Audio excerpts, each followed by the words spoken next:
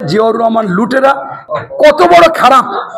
এই নাসিরউদ্দিন পাটোয়ারি একসময় বাংলাদেশের প্রত্যেকটা দল, আপামা জনগণ, আলেম ওলামা, ইমাম মুয়াজ্জিম, আমাদের বিএনপির শত্রু দল আওয়ামী লীগ, জাসদ বাসদ যা আছে, একটা দলের কোন নেতা আজ পর্যন্ত বলে নাই যে জিয়াউর রহমান দুর্নীতি করেছে, জিয়াউর রহমান লুটেরা, জিয়াউর রহমান। সবাই বলেছে বাংলাদেশে একটা ব্যক্তি ছিল নির্লোভ, নিঃস্বার্থপর, পরোপকারী, দেশপ্রেমিক, সে হচ্ছে জিয়াউর রহমান।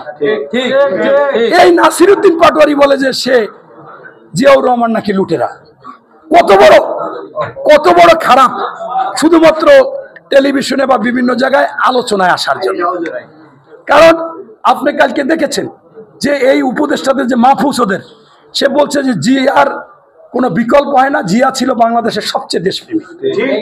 আব্দুল হামিদ খান ভাসানী বলেছে যে বাংলাদেশে দেশপ্রেমিক না, বিশ্বে আমি এরকম দেশপ্রেমিক এবং নিঃস্বার্থপর নির্লোভ কোন রাষ্ট্রপ্রধান আমি দেখি নাই।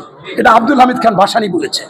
তাই তাকে নিয়ে সে সমালোচনা করেছে। সালাউদ্দিন সাহেবকে নিয়ে সে বিভিন্ন ধরনের কথা বলেছে যে এই চাঁদাবাজ, দখলবাজ, এটা সেটা বলেছে আলোচনায় আসার জন্য। এরপরে এরকম সে বলবে কেন? ওই যে আপনারাই ছেড়েছেন যে আমি মন্ত্রী হতে চাই, ওই মাসুদের ছেড়েছেন, আরো দুই একজনের ছেড়েছেন, আমি ক্ষমতা দেখতে চাই।